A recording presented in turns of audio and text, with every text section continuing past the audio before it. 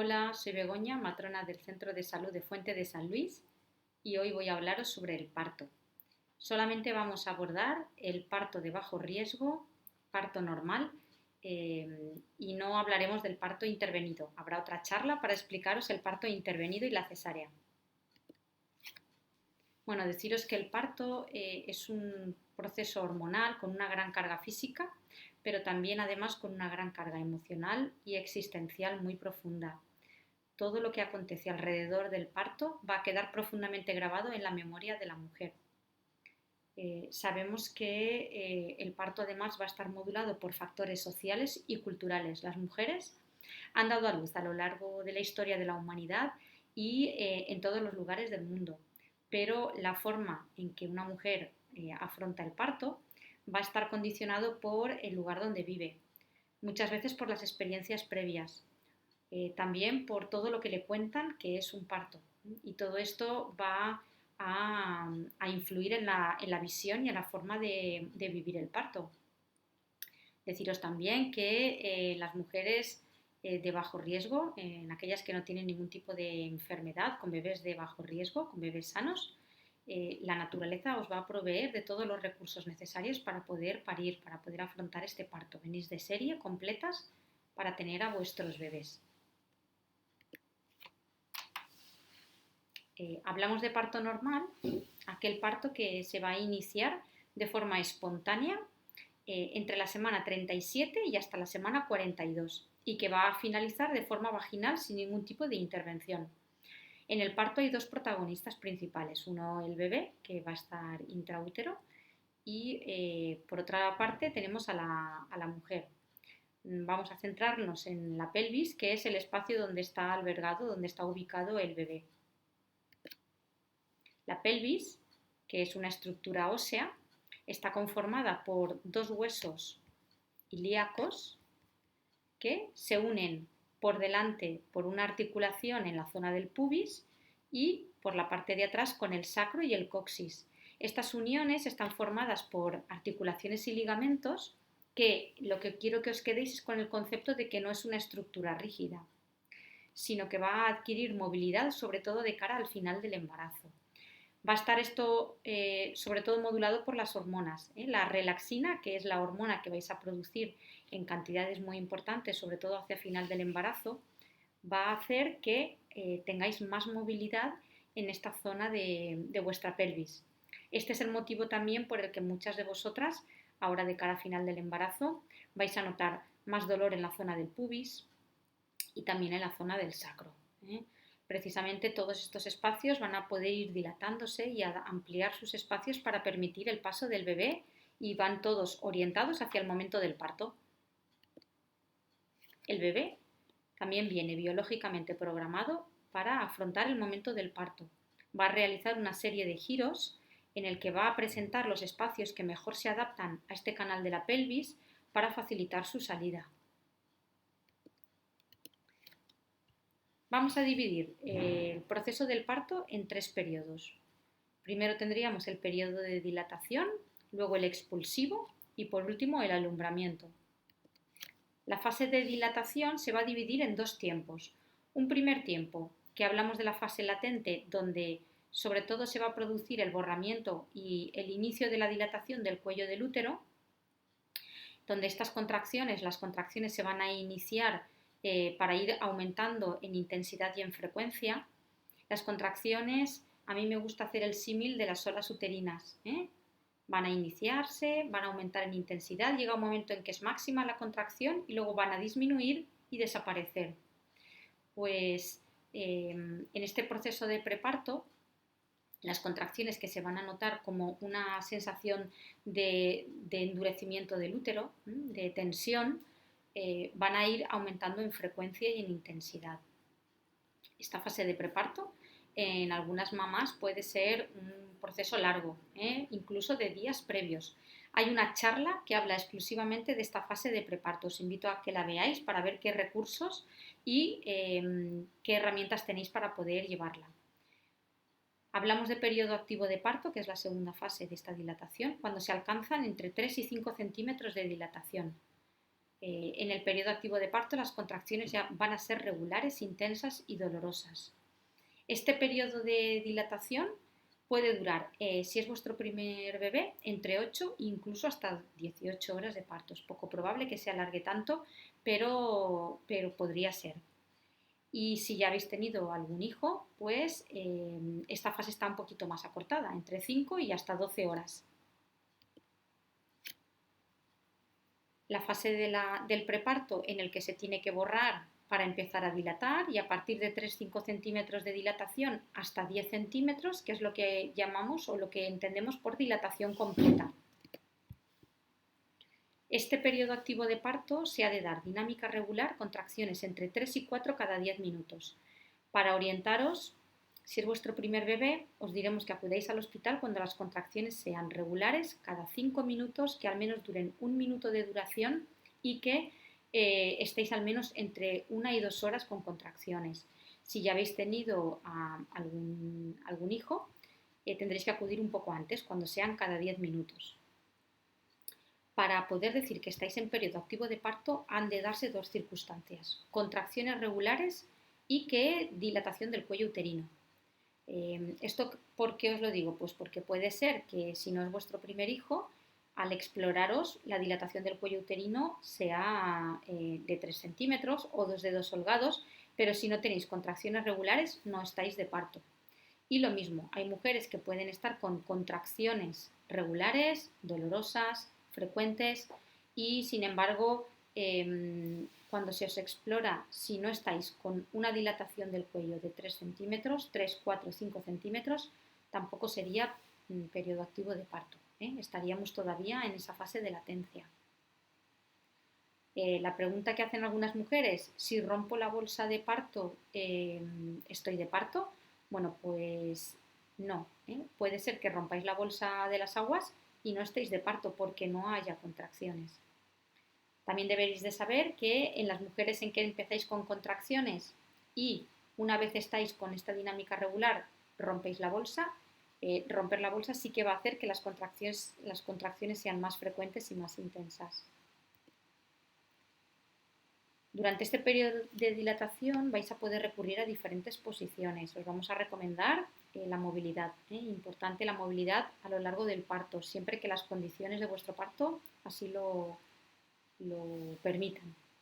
Podéis estar en la pelota de partos, posiciones verticales, en la ducha. Hay mujeres que están muy cómodas en la taza del váter. Y si no, con las camas que tenemos actualmente nos van a permitir cambiar de posición. Durante toda esta fase vais a poder recurrir a las alternativas para el alivio del dolor. Tenéis una charla que se os va a explicar muy detalladamente todas estas herramientas para controlar el dolor. Sabemos que el agua caliente, el caminar, cambiar de posición, la relajación, la respiración, el masaje, son todo herramientas para poder sobrellevar esta fase de dilatación. Además, tenemos todas las alternativas farmacológicas, como puede ser el óxido nitroso, la analgesia epidural y la inyección de agua estéril. La segunda fase del parto es la fase del expulsivo, que se inicia desde la dilatación completa, que son 10 centímetros de dilatación, hasta la salida del bebé. En este periodo lo que se produce es el descenso y la rotación del bebé dentro del canal de la pelvis. Este periodo va a ser variable en función de si el parto, si lleváis epidural o no lleváis epidural, de si es vuestro primer bebé o ya habéis tenido más hijos, porque incluso se puede alargar hasta 3 horas. En este periodo de expulsivo se va a producir un reflejo que es involuntario, que es el reflejo del pujo. Si no lleváis ningún tipo de analgesia, esto va a ser una sensación y una necesidad imperiosa de pujar, ¿vale? Si lleváis analgesia, porque lleváis epidural, estas sensaciones van a estar más amortiguadas, pero la mayoría de las mamás, de las mujeres, lo que notan es una sensación de presión hacia la zona del pubis, presión hacia la zona del recto, del culete, como una sensación de ganas de ir al baño. También se va a producir en este periodo una liberación muy importante de hormonas, de adrenalina, que hace que os pongáis más en alerta. Muchas mujeres durante la dilatación, si es un parto largo y llevan epidural, se han ido relajando, pero para el momento del expulsivo vuelven a activarse. Todas las hormonas hacen que la mujer esté muy activa y que pueda. Muchas mujeres en la dilatación dicen, no voy a poder empujar, estoy muy cansada. Y nada, cuando llega el proceso del expulsivo, sacan fuerzas para poder pujar. Si no lleváis analgesia epidural, la salida de la cabeza del bebé se va a notar como una sensación de estiramiento, de calor. Siempre se intenta que el expulsivo se haga de forma muy controlada, muy despacio, para intentar facilitar esta distensión del periné sin que haya ningún tipo de lesión. La episiotomía, que es el corte que se realiza en la zona del periné, se hace de forma selectiva, únicamente, solo si está indicado y no por protocolo a todas las mujeres. Si no se realiza episiotomía, hay más riesgo de que se produzca un desgarro, que en la mayoría de los casos nunca es una lesión grave y presenta mejor recuperación. Es importante que para poder evitar el desgarro y la episiotomía, que el proceso de la deflexión se haga de forma lenta, controlada. Las camas de los hospitales, que suelen ser estas camas articuladas, van a permitir que la mujer pueda cambiar de posición. También tenemos la silla de partos para los partos en vertical, para aquellas mujeres que esta sea su opción y el parto lo permita.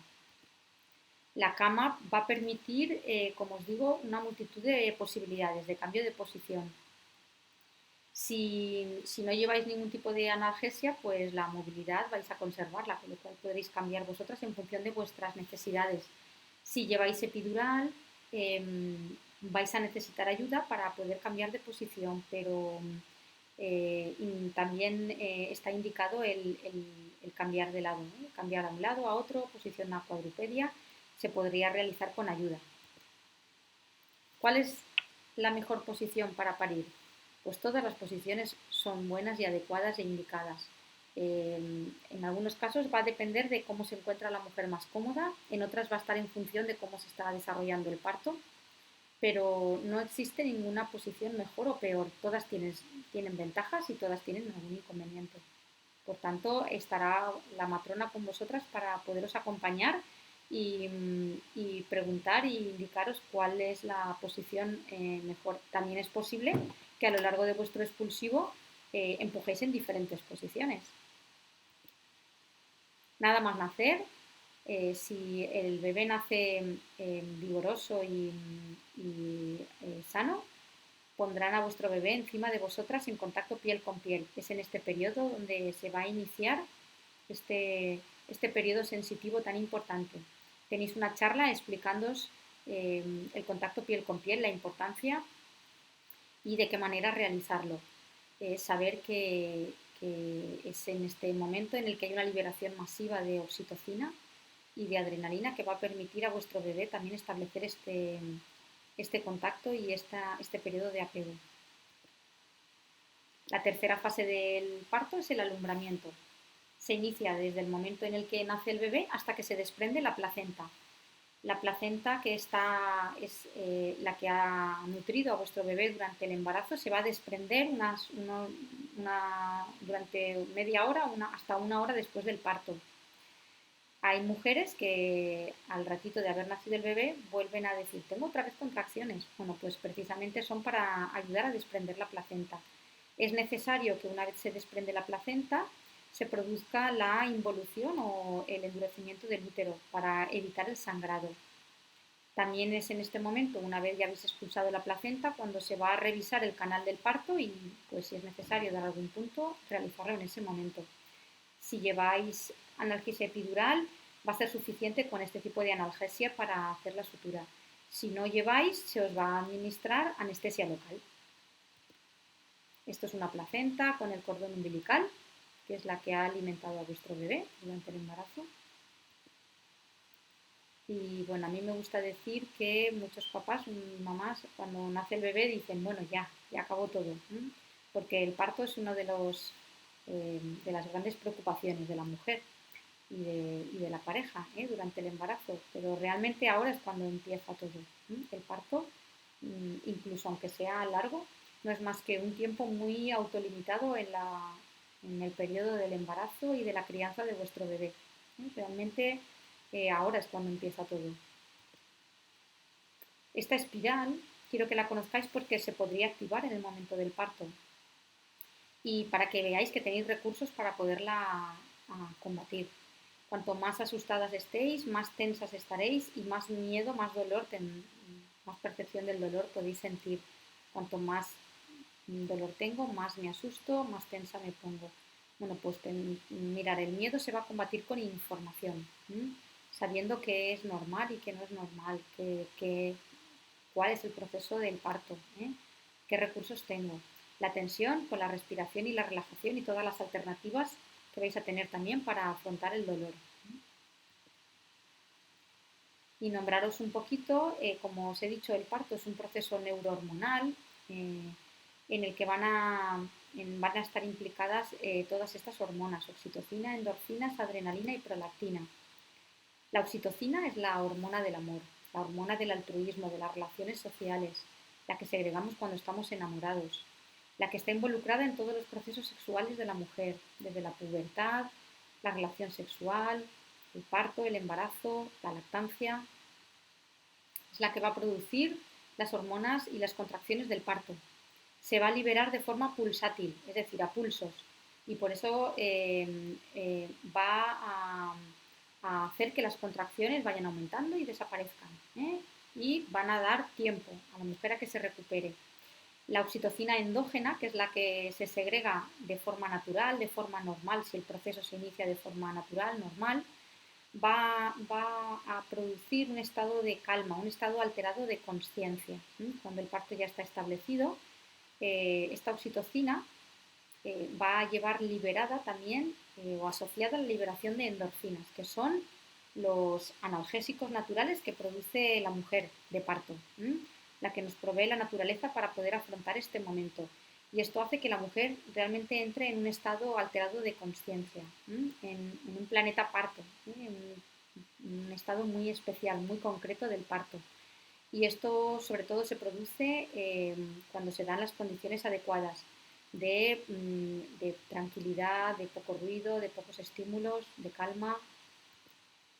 La otra hormona que se va a liberar también de forma muy intensa en el parto es la adrenalina. La adrenalina y la oxitocina son hormonas contrapuestas. Cuando aumenta la adrenalina disminuye la oxitocina. Pero esta hormona, que puede ser perjudicial al principio del parto, si la mujer entra en un estado de alerta, de miedo, porque hace que la oxitocina disminuya, sin embargo va a ser muy importante al final del proceso de la dilatación, en este periodo de expulsivo, ya que es el que va a producir esta necesidad imperiosa de empujar, innata, totalmente involuntaria, para poder pujar y ayudar al bebé a nacer. Es también la responsable de este periodo que hablábamos de alerta tranquila en el bebé, en este estado en el que el bebé se mantiene con los ojos muy abiertos, las pupilas dilatadas, en el que va a buscar establecer este contacto con la madre. La adrenalina sería contraproducente al principio del parto, y también es la responsable de que precisamente el parto, que en muchas ocasiones se va a desencadenar por la noche, que muchas mujeres en que en su casa estaban con contracciones regulares, frecuentes, intensas, dolorosas, conforme se van acercando al hospital y entran en la sala de partos, precisamente porque es normal que se active la adrenalina, porque es un espacio pues que os genera más ansiedad, pues en ese momento digáis, ostras, las contracciones yo las tenía súper regulares, pero ahora parece como que se me han parado un poco. Bueno, pues sí, es normal. Lo que haríamos sería, al exploraros, pues decidir si estáis de parto, pues ya os quedaríais en la sala de dilatación, en el paritorio, pero si no estáis de parto, pues lo mejor es que si todo está bien, volváis a vuestra casa o vayáis a pasear, a dar una vuelta, a fin de que volváis otra vez a relajaros y se vuelva a activar esta liberación de oxitocina. ¿Qué, ¿Qué consideramos o cuáles deberían de ser los requisitos para poder parir bien o para facilitar los facilitadores del parto? Pues los espacios que faciliten la intimidad. Sabemos que el parto pertenece a la vida sexual de la mujer, al área de la sexualidad. Por tanto, va a ser necesario proveer de intimidad a la mujer, que no se vea muy expuesta, darle seguridad. Esto pasa porque esté con la persona que ella desee y que quiera que le acompañe en este proceso. Y también por los profesionales que van a estar acompañando y dando seguridad a la mujer, apoyándole en sus expectativas, sus necesidades y en las decisiones que tome. También hemos hablado de la libertad de movimientos. Es importante que para facilitar el parto la mujer se pueda mover. También que haya poca liberación de luz, ruidos, observadores. Y luego otra cosa importante, el dar tiempo. Un parto necesita tiempo. Conocemos también además que la arquitectura influye en el proceso del parto y por tanto los paritorios cada vez son más amigables, son espacios que facilitan la comodidad y el que la mujer se sienta segura y tranquila. Este es el paritorio del PESET, que como veis pues, se ha reformado y permite que la mujer pueda dilatar y parir en el mismo espacio. Únicamente sería necesario salir de estas habitaciones en caso de necesitar una cesárea. Este es otro paritorio que también que permite pues, el hacer uso del agua. ¿Y cuándo tendríamos que acudir al hospital? Pues cuando las contracciones sean regulares, intensas y dolorosas, en caso de ser vuestro primer bebé, cuando sean cada 5 minutos, que duren al menos 1 minuto y que estéis con contracciones mínimo entre 1 y 2 horas. Si ya habéis dado a luz en alguna ocasión, tendríais que acudir un poco antes, cuando las contracciones sean cada 10 minutos regulares, intensas y dolorosas. Si sangráis, hablamos de un sangrado activo, un sangrado como una regla. Hay que diferenciarlo del tapón mucoso. El tapón mucoso es una gelatina densa que se puede expulsar en las últimas semanas del embarazo. El tapón mucoso, si vuestro bebé se mueve y vosotras estáis bien, no es motivo para acudir al hospital. A veces el tapón puede ir acompañado de una manchado oscuro, pero nunca sería un sangrado activo. Si es sangre roja, sí que debéis de acudir al hospital. Si os notáis mojadas, es decir, si rompéis la bolsa, tendréis que observar la hora a la que se ha producido o a la que os habéis notado mojadas. El color, si el color es un color, el líquido amniótico es transparente, ¿vale? Si el color del líquido es amarillo, verde, oscuro, deberíais de acudir al hospital. Y el estreptococo, que es la prueba que se realiza en las últimas semanas del embarazo. Si vuestro estreptococo es positivo, también deberíais de acudir al hospital para empezar a administrar el antibiótico. Si notáis, rompéis bolsa, pero el líquido es claro, vuestro estreptococo es negativo, el bebé se mueve y estáis bien y no tenéis contracciones regulares, podéis esperar, ducharos, recoger las cosas y acudir con más tranquilidad al hospital. Otro de los motivos por los que tendríais que acudir a urgencias sería que no notarais al bebé. El bebé debéis de notarlo a lo largo del día. Normalmente el bebé se va a mover después de las comidas. Por tanto, si no lo notáis moverse, deberéis de comer algo dulce, es moverlo, hacer vosotras un movimiento de la barriga, tumbaros del lado izquierdo y si en 15-20 minutos el bebé no notáis que se mueva, deberíais de consultar. Una de las dudas que plantean algunas mamás, sobre todo cuando es vuestro primer embarazo, es si sabré reconocer las contracciones, estaré dilatando y no me habré dado cuenta. Bueno, pues yo os digo que no os preocupéis, que la naturaleza os va a dar señales de que el parto se está iniciando. Por tanto, sí, sabréis reconocer cuando son contracciones. Cuando ingreséis se os realizará un tacto vaginal, se os pondrá un monitor donde se va a registrar la frecuencia cardíaca del bebé y las contracciones que estáis teniendo, se os tomarán los constantes. El acompañante estará con vosotras, pero no podrá abandonar la sala. Y se os realizará la prueba del COVID. El acompañante que esté con vosotras va a tener que permanecer, como os digo, con vosotras durante el ingreso en la sala de dilatación y cuando estéis en la planta. Por tanto, para el periodo de dilatación sería recomendable que llevarais algo de comida para él, ¿vale? Porque no va a poder salir y entrar ni intercambiarse con ningún otro familiar. Este es el protocolo que está establecido ahora en la situación actual del COVID-19, en el que únicamente tengáis en cuenta que el acompañante va a permanecer con vosotras en la habitación. Cuando estéis en la habitación, a él sí que se le va a dar ya desayuno, comida y cena. Y bueno, que no llevéis maletas, bolsas que se puedan meter en bolsas de plástico, porque os las tendrán que colocar así para entrar al paritorio. Y bueno, ¿qué llevar al hospital? Pues si vais a parir o dar a luz en un hospital público, allí se os darán las cosas necesarias para vuestra estancia. Tendríais que traer la documentación, la tarjeta sanitaria, el DNI o pasaporte, la documentación de la que dispongáis, la cartilla del embarazo, la ropa del alta vuestra y del bebé. Para estar allí se os va a dar camisones, ropa para vestir al bebé, con lo cual solamente la ropa del alta. Sí que tendréis que llevar ropa interior. Vuestras bragas pueden ser desechables o si no, de las que tengáis en casa, colocar varias en la bolsa. Si vais a amamantar, podéis poner un sujetador de lactancia. Los primeros días casi seguro que no lo necesitaréis, pero para salir del hospital podéis recurrir a él. También la bolsa de aseo personal para estos días.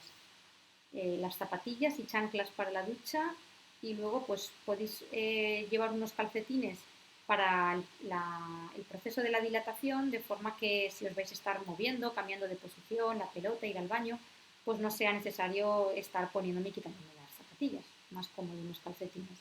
Y bueno, por las contracciones hay mujeres que les da un poco de calor, podéis también poner un abanico. Va a ser importante que en casa tengáis compresas de algodón. Las compresas que recomendamos para el posparto no son las que se utilizan normalmente para la menstruación, que son de celulosa. Os recomendamos que utilicéis compresas de algodón o compresas tocológicas. Durante vuestra estancia en el hospital se os van a dar, pero para casa vais a necesitar, con lo cual buscarlas, podéis comprarlas en una farmacia. También unas gasas para la cura del cordón umbilical y el tener un bote de clorexidina en spray para, en caso de necesitarlo, ya os diríamos en qué circunstancias utilizarlo. Bueno, recuerda que el parto es un proceso dinámico. ¿Esto qué significa? Que puede ir cambiando a lo largo del proceso. Flexibilidad. Puede ser que las condiciones del parto cambien y hay que ir adaptándose a ellas. Tenéis muy desarrollado el plan de parto en medio de la cartilla y también el plan de parto del ministerio, que os lo podéis descargar, donde vais a mostrar vuestras necesidades, deseos y expectativas sobre este proceso. Preguntar a vuestra matrona sobre las dudas que tengáis sobre el proceso del parto, sobre el plan de parto. Y luego, bueno, pues saber que hay herramientas que podéis hacer acopio de ellas, la información, respiración, relajación, la sensación de control, el masaje, el calor, la música. Tenéis una charla, como os he dicho, en la que podéis informaros bien de todas estas alternativas. Y bueno, muchas gracias por vuestra atención y nos vemos en otros vídeos.